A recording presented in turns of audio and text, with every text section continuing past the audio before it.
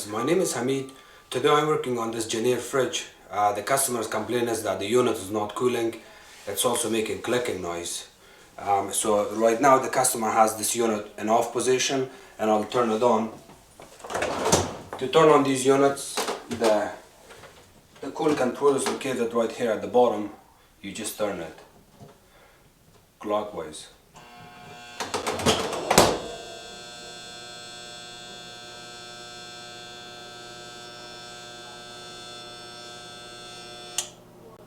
You hear that humming noise? That humming noise is coming from the compressor. I don't know at this moment what's exactly wrong, but I have to pull the unit out and check the back of the unit, check the compressor and see what's happening. The model number on these units are located right here on the right hand side inside of the fridge. I like these fridges compared to the new ones because these fridges are mostly mechanical. For cool control we got the thermostat, that's a mechanical thermostat, the way it works. So I just show you that how the inside is. This unit does not have a jazz board.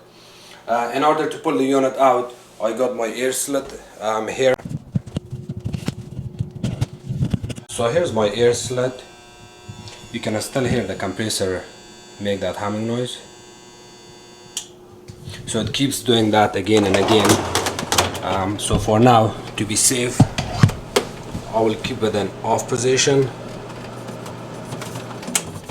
Counterclockwise, it turns it off. And here's the model number again. It's inside here. That's the model number. The water filters, of course, here.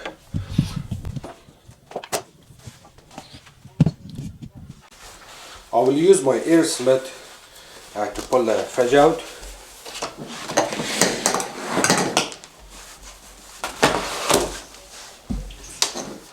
There's two ways you can pull the fridge out. One by bringing these front feet up, and then it has two rollers. You can pull the fridge out, but I use air slit to make sure the floorings are safe and I don't scratch anything on the floor.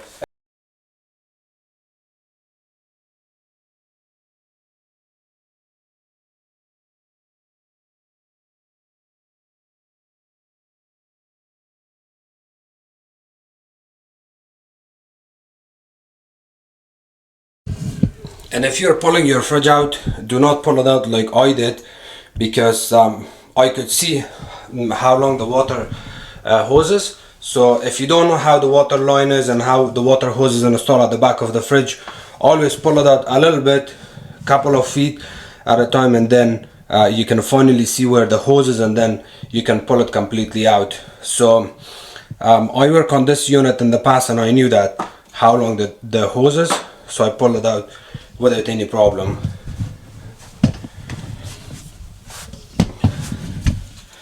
Now we're gonna work on at the back of the unit.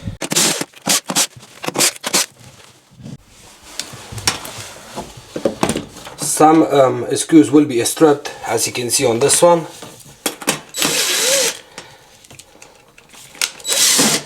Sometimes the screws are stripped, you may want to put your hand here and kind of pull it a little bit, help it, and then you can pull this out.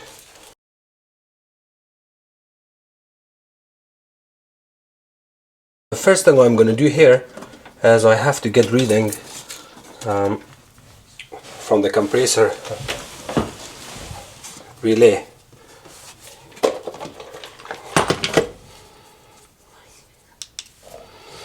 And to do that, I need my meter.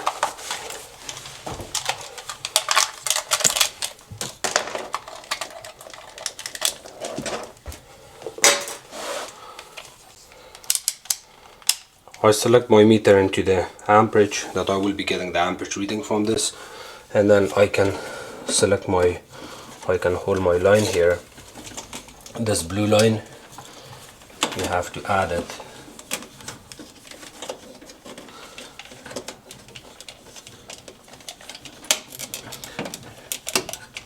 Cutting the zip tie, this way I can get my reading easily.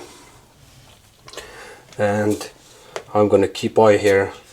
You can always ask your customer to turn on the freezer or the fridge, and then you check the amperage reading here.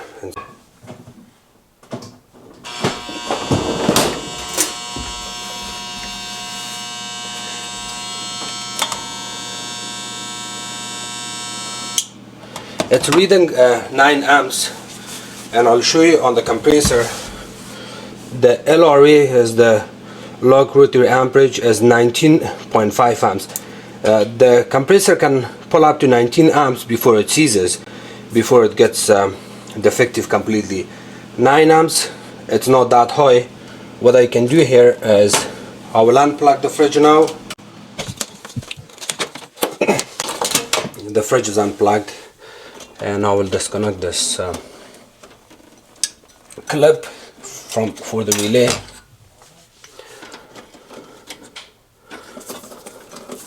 And in order to pull the relay out, you have to hold it and wiggle it back and forth.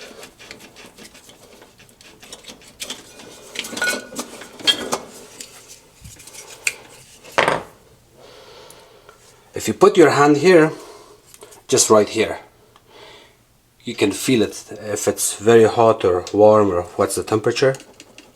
And this being hot can also tell me that it's overloading, and that's why the compressor doesn't work after that. So this relay could be bad.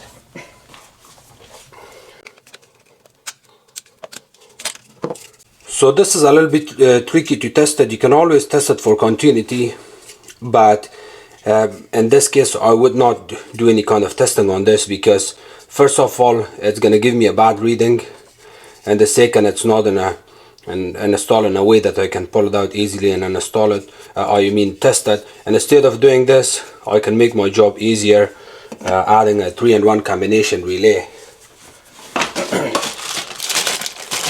Combination relay RC0410 is the one I use on these.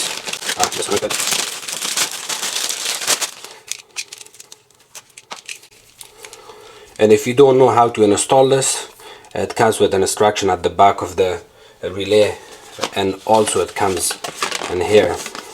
You have to look at this wiring diagram and see, for example, it says the black goes to the common.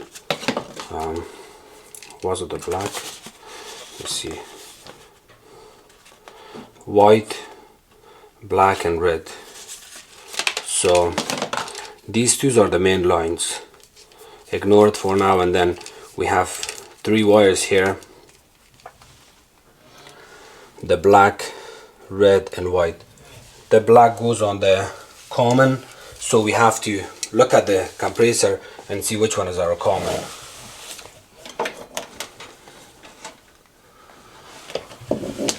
The common is on the top.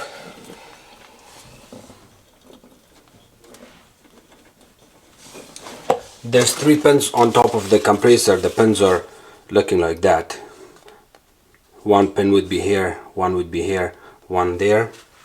You see these 3 small dots? They are the pins that sticks out from the compressor. You will connect your black on the top pin, and then the white is the start. The white pin would be on the left hand side, so you will get this and stick it in that pin on the compressor.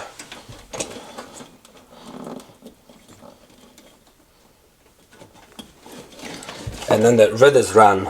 It's on the right hand side of the compressor, these 3 pins. The white went to the left, the black is the common on the top, and the run or red color is on the right hand side.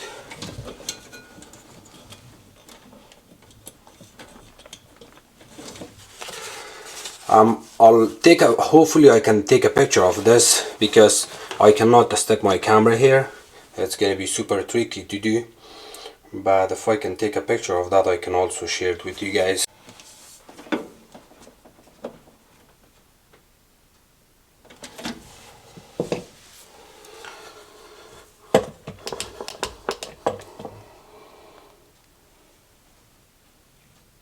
You see how the pins are? The black went to the top pin, there's another pin on the left hand side, and then the red is on the right hand side. These 3 pins. And now we got these two lines, the neutral and positive, the load and the neutral here. It's not that important which wire goes where, because it's a AC. It doesn't matter. These two wires on opposite of those three wires.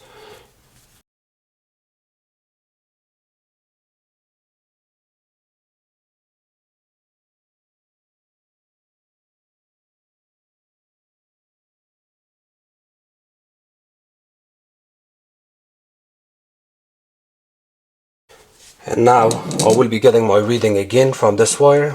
The same thing.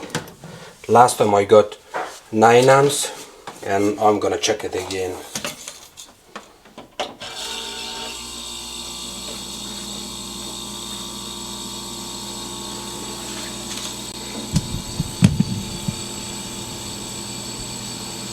So it's only drawing 2.1 amp or 2. If it's drawing around this amperage reading, 1.5, 1.9, everything seems okay. And if it's reading under 1 amp, then there's a good chance we may have leak. I've seen this problem in the past, and believe it or not, most of the time when I get this issue, or if the control board is gone on these units that has a jazz board, the defrost cycle is not working, it's all because of the condenser coils not being clean. If you don't clean your condenser coils located at the bottom front, you take the cut plate off and clean it, you will have this problem. So it's running perfectly fine now. I usually add quick back connectors here, and I'll show you which one I'm using.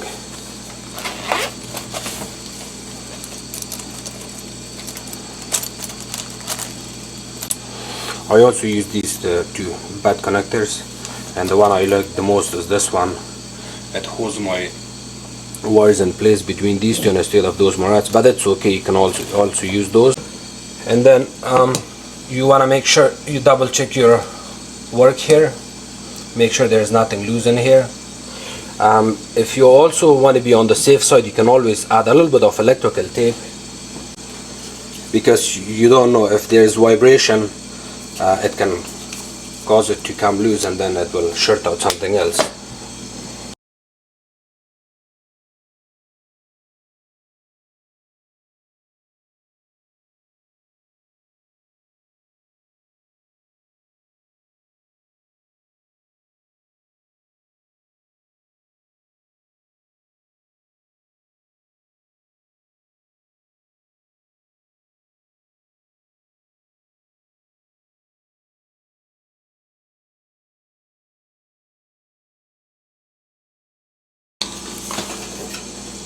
And when installing your back panel back in, the back has a little bit of a small lip at the bottom. You kind of bring the lip right there.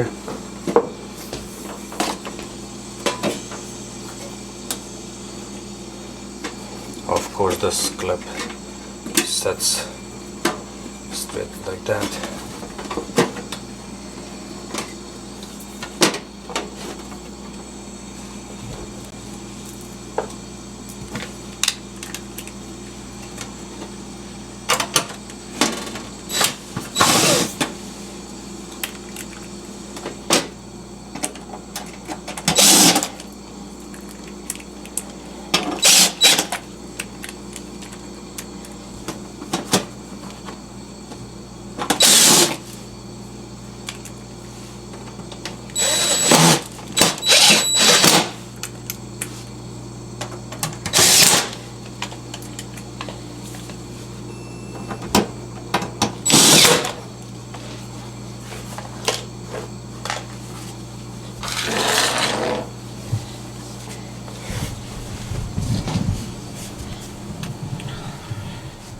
And every time you pull your fridge out, if there's a little bit of debris, you can always vacuum and clean it, which in this case I will just wipe it. I don't see a lot of dust. I can clean this no problem. I can use vacuum. Back of the unit looks good and clean.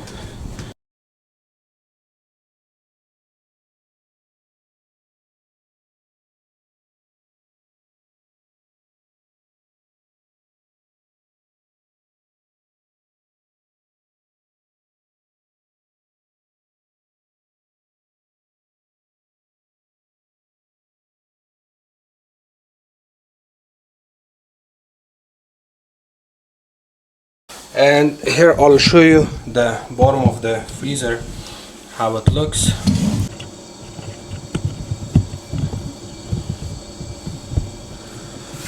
The kick plate comes out, okay, and that's the condenser coils right there.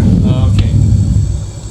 See, it's filled with debris and dust. This side is clean, it's okay, and that side is okay, but if you look this side, Yeah, we got lots of dust and debris that needs to be cleaned. Yeah, so this was the repair for today. Thank you so much for watching my videos. I hope you don't have any problem. If you do, please comment below on my videos. You can always follow me on Facebook. It's called Hamid Appliances Repair, and please subscribe to my channel, like my videos, and share it with others. Thank you so much. I have a Whirlpool dryer, Whirlpool